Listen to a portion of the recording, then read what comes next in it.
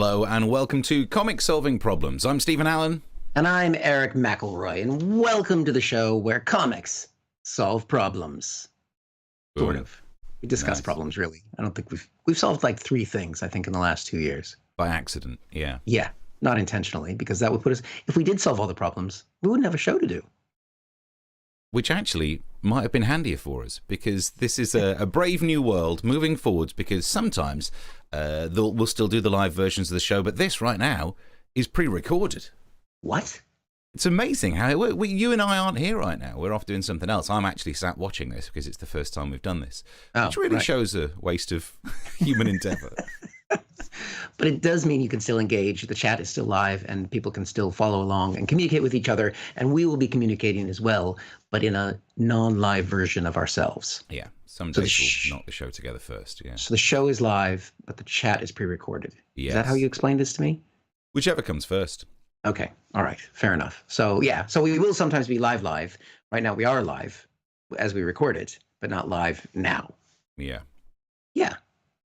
And I think it helps that we've both put ourselves inside with artificial lighting, so you just can't tell.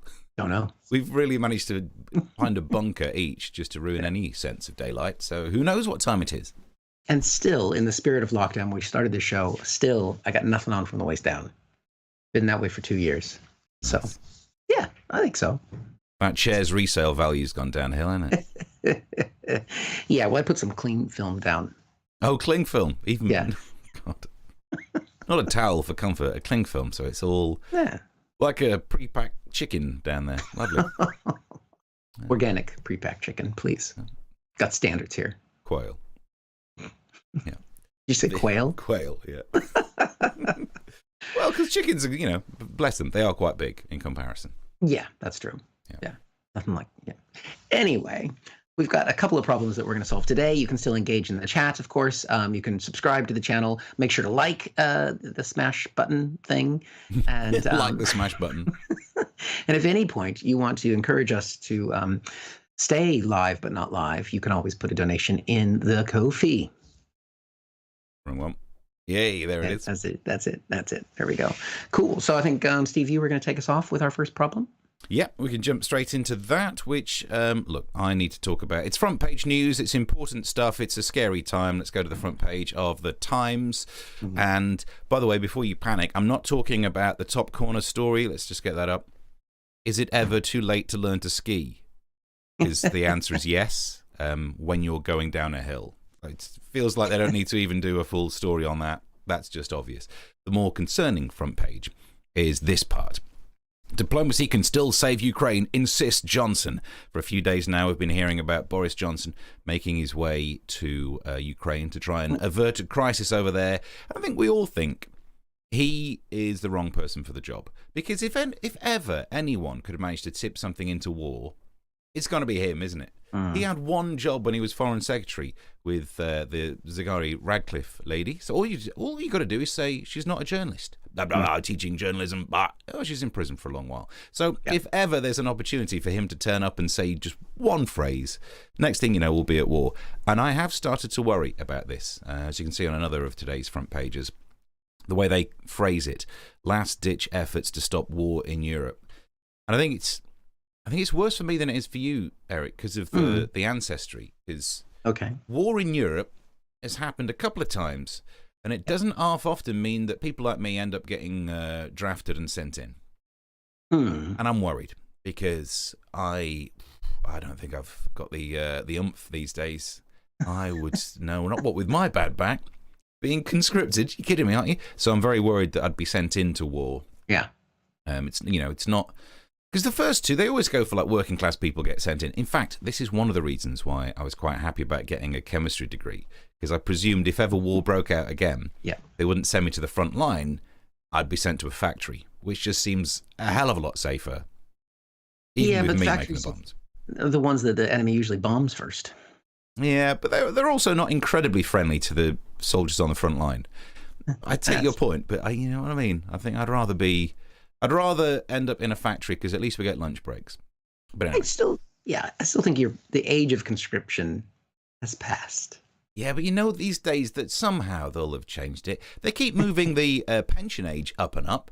And I bet you it's in some sort of rules that have been passed through Parliament, and no one's talked about it, where every time the pension age goes up, age of conscription, a little bit higher. Until the next thing you know, I'm like, oh, God. And I'd be terrible as a soldier in war, because think about my backstory. I would be one of those people saying, oh, I can't wait for the war to be over, get home to my new wife, looks like we're going to have a great time. Next day, I'm dead. It's as simple as that. I've just got too much sympathy in my backstory to be able to survive another war. So I am very happy about the fact that the latest piece of information from the BBC website saying that it looks like Russia are moving some troops out. No one's done any sort of pun about Putin pulling out, which very much seems like an oxymoron. It's the opposite. But anyway, so that was the front page. We can see there's a tank there doing some skidding, having some fun times. It looks like war could be over. And I'm very excited about that, because that then means we get to be one of those grandparents saying, oh, during the war, we had it tough. I remember it well.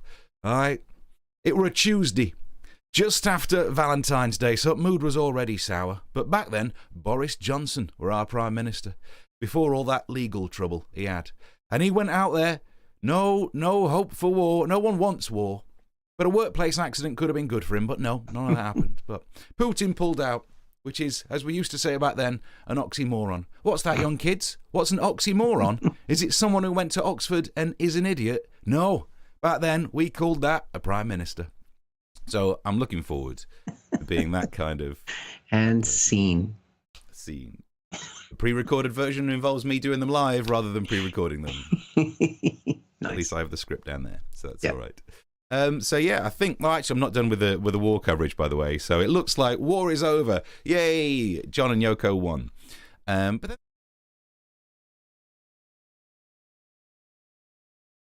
apparently, you can also see they're all on a train. But it says video released by the Russian Defense Ministry. Okay. Can't help thinking that if I were Russia, and I am very much not, I would load the tanks on the trains facing the wrong way and then just reverse the film. So as you send more tanks in, you can then just release that, look, the tanks aren't coming to, look, they're even pointing away from Ukraine. Should we trust these pictures of the Russian tanks? Should we trust it to tell us that there's not going to be war? I don't know. I think I can see a red flag.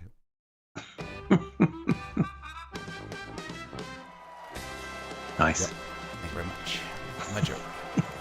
And the joke, I decided to end that section with my joke. There you go. Your joke was well received. I can see all the enjoyment and laughter in the chat. Let's just presume it's there. It'll be Let's there. just presume. Hello. I'm guessing there will be something about Northern Working Class Method. Yep. A better pun than I did about pooting something in somewhere. That'll be in the chat. And then someone will be saying, Putin's right. Yeah. NATO encroachment. I think, you mentioned the problem with your conscription concerns and the pensioner concerns. Yeah. I think what we should do is conscript the pensioners.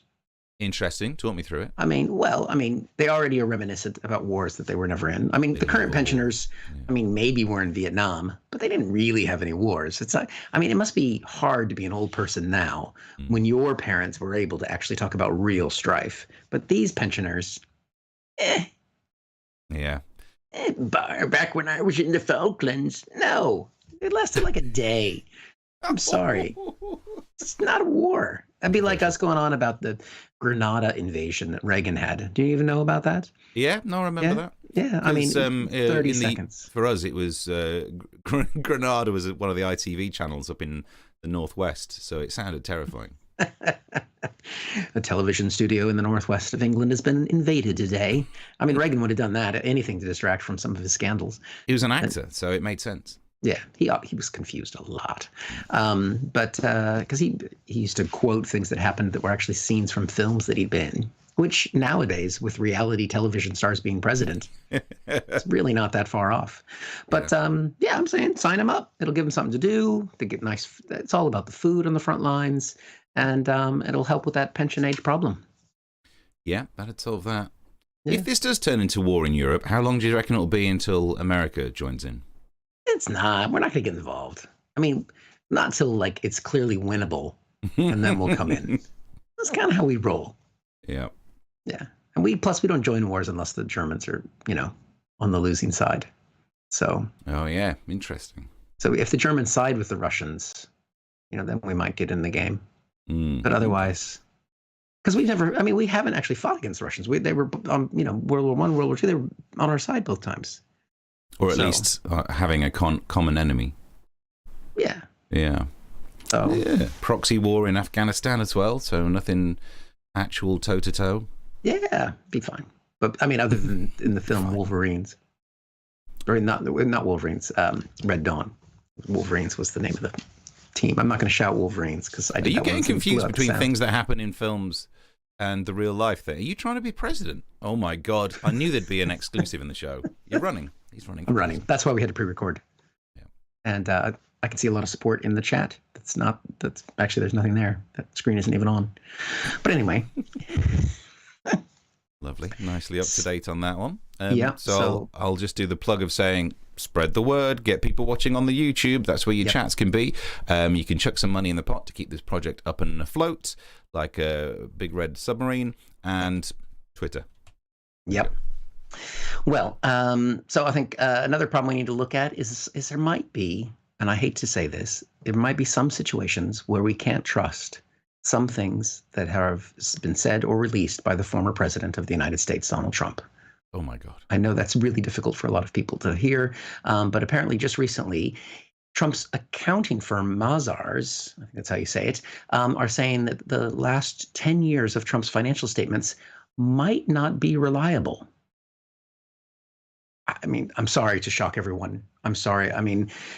It looks like Trump may have lied to his accountants. Now, I don't know who could have guessed that was going to happen, except for maybe some of his previous wives, some of his previous porn stars, some of his children, and the American people. Basically, this is a civil lawsuit that's been brought against him by the Attorney General of New York City. She's suing the Trump Organization in a civil case, and Mazars had to look at these financial statements and some of the allegations she made. They've gone back and looked at the statements that they've had for the last 10 years and suddenly go, these can no longer be relied upon. Who would have known that information from Trump couldn't be relied upon, except for his wives, his porn stars, his children, and the American people? The only person who can rely on Trump are Kim Jong-un and Vladimir Putin.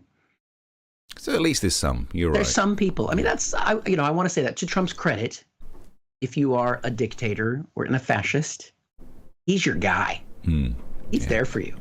But basically, so they've done a review over the last 10 years of financial statements that they've had, and they basically, looking at it, they're like, actually, these numbers that Trump presented to them are totally fake, or at least, inflated, that at one point he may not have had any actual cash at all. Everything was tied up in his buildings and so on, which I think a lot of people are going to have to go back and look at Trump's truthfulness in every regard. I would imagine even Santa is going through his naughty list from 1950 when Trump was 4 years old going, this guy's got us fooled.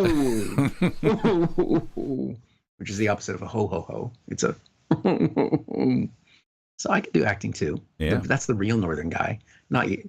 Santa's the real Northerner, and he has an American accent.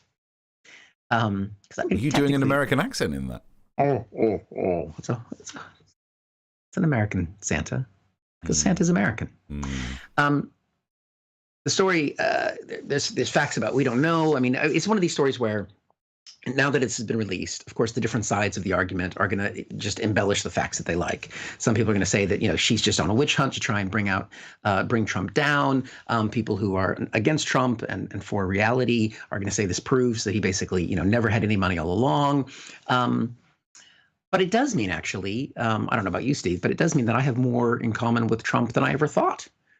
Because Really? If I go through my financial statements for the last 10 years, I didn't really have any money either. I wonder where you're going with that. I thought you were going to say you lied, and I was like, oh, God, that's brave. No, just there was no money. There was no way. I didn't need to inflate my statements because it's cash poor all along as well. So, yeah. How did you get away with having no cash? Because I understand the idea that you might be poor, but back then you couldn't just use contactless. How would he even park a car?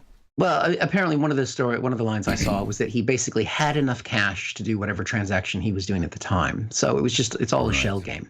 So he did have assets. So he had the buildings and so on, but then they were so leveraged with the various loans that he had from places like Deutsche Bank and other places allegedly, that he, it's all just a facade. And who would have known? Yeah, it's a bit like the news story about Asda that's brought in that £99 not direct debit, debit card check. So before you can get any petrol, they used to run a £1 through the till of the pay at pumps.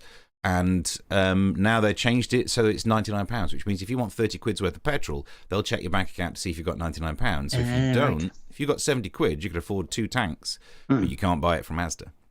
And we talked about this on radio, and the only joke I did about it was I was saying that pay at pump used to mean something else before someone invented petrol.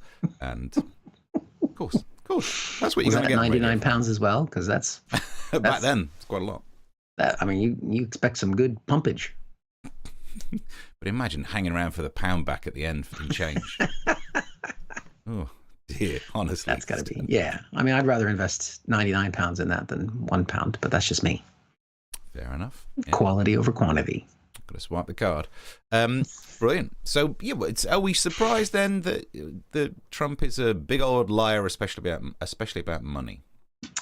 No, because basically the whole Trump, myth of him being this billionaire was all because he got on the Forbes list of richest Americans.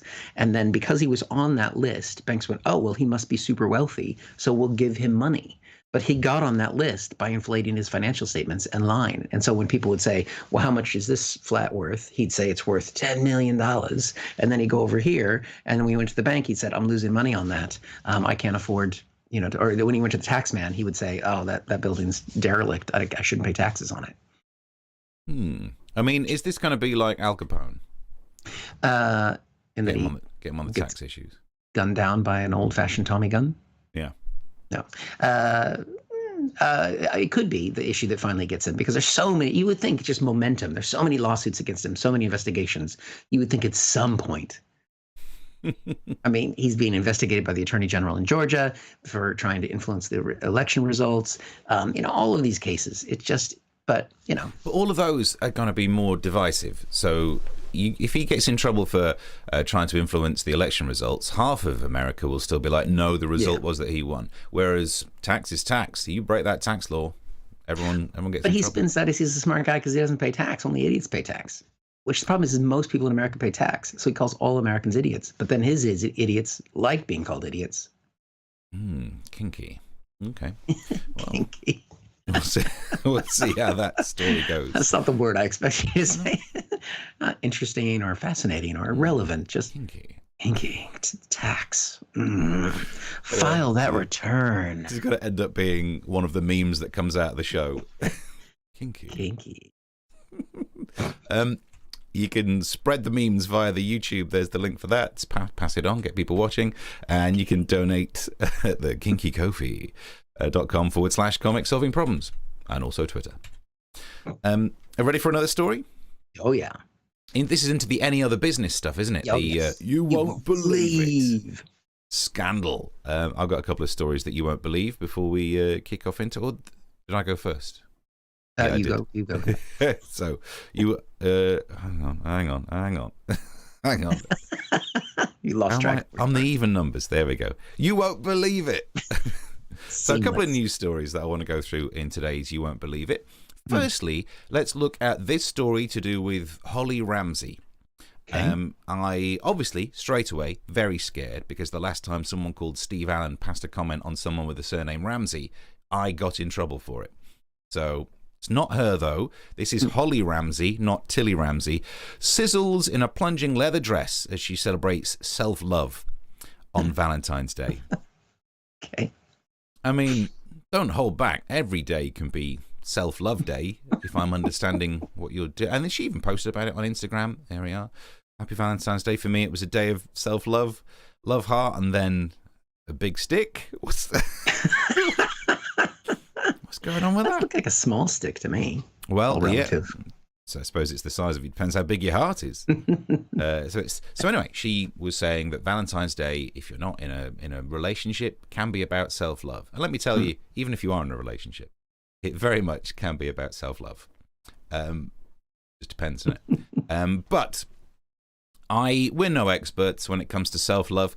She's saying that we should all pay more attention to it. No one does self-love better than a regular face that you'll know on this show. Remember the man who married a sex doll and has another relationship with another sex doll and also went out with an ashtray? I'm not even making those up. That sounds like I'd be making that up, but I'm not. Well, he's back in the news. I want to have sex with myself, says muscle man who climaxes by sniffing his own body.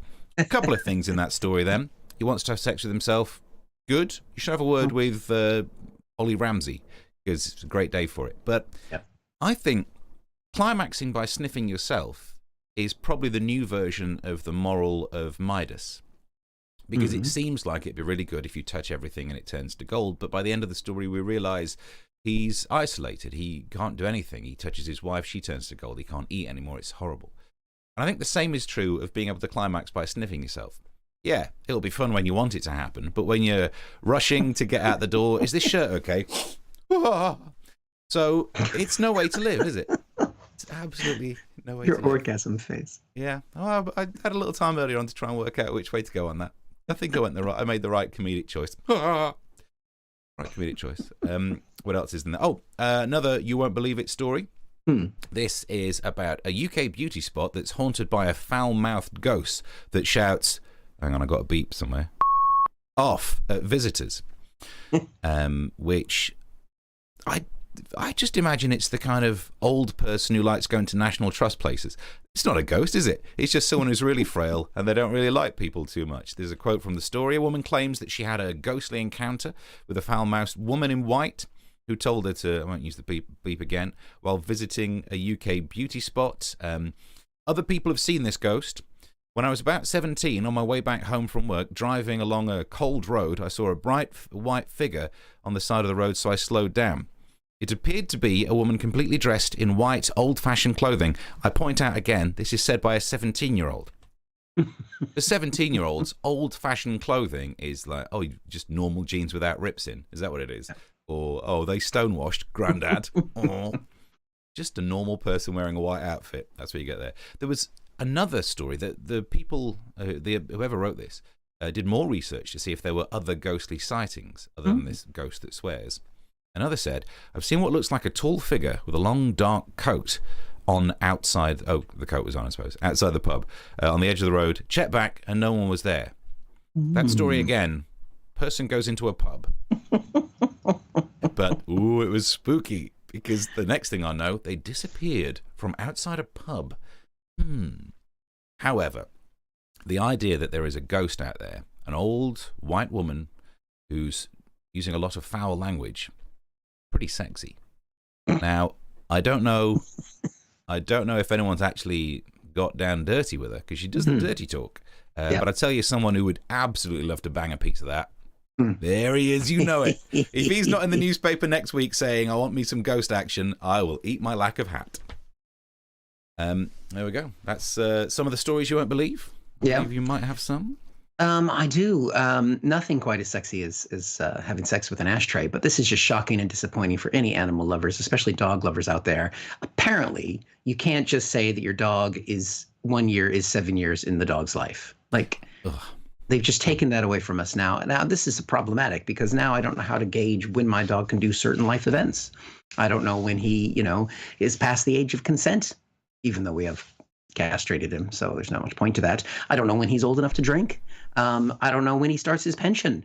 The whole formula of our lives. I mean, he's 4 years old now. It was meant to multiply that by 7 and then know exactly where he's at in life. And then eventually there's going to be that moment of synchronicity where our ages overlapped and we were the same age for a day, but that's all fucked now. Yeah. So it's very disappointing. It would be great the day after when your dog is then technically older than you. And just suddenly becomes wise.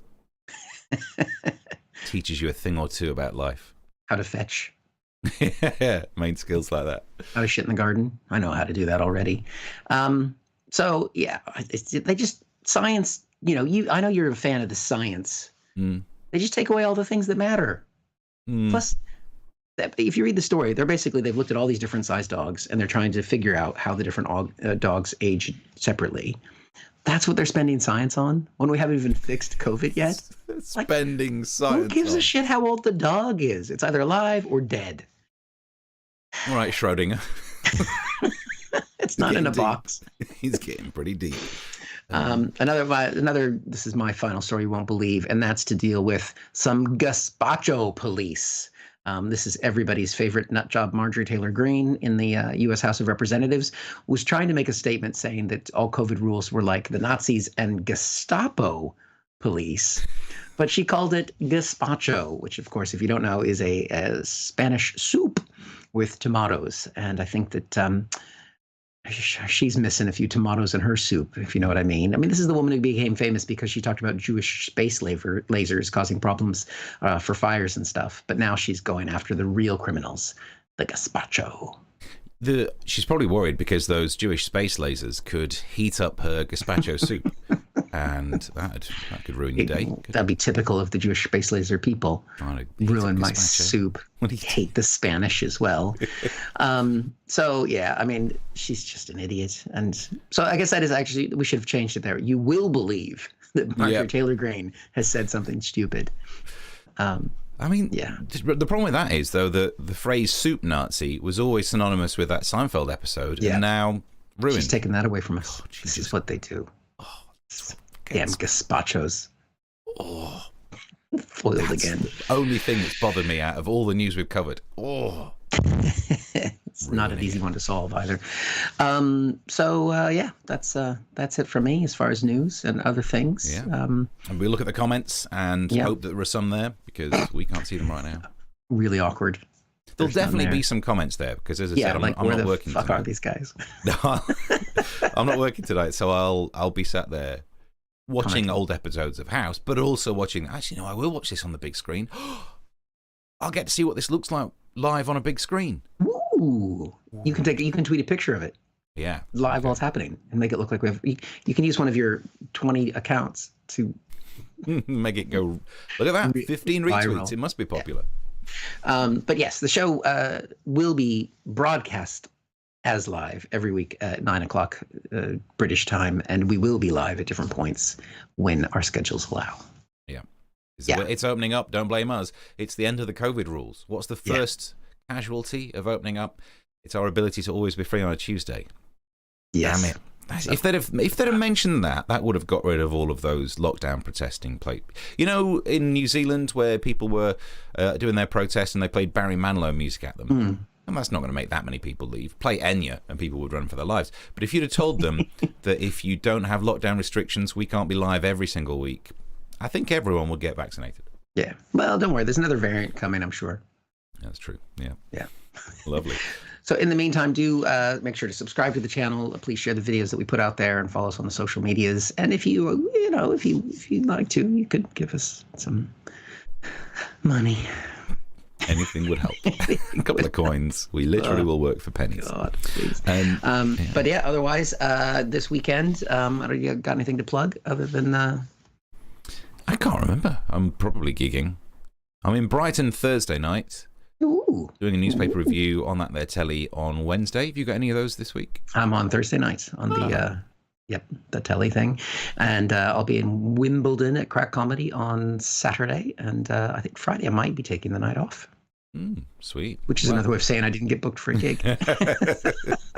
That's what we call it now. But yes, otherwise we will be back next Tuesday, same time, same place, maybe earlier, but live at the same time, or recorded broadcast. That's gonna have whatever comes first. Yeah, brilliant.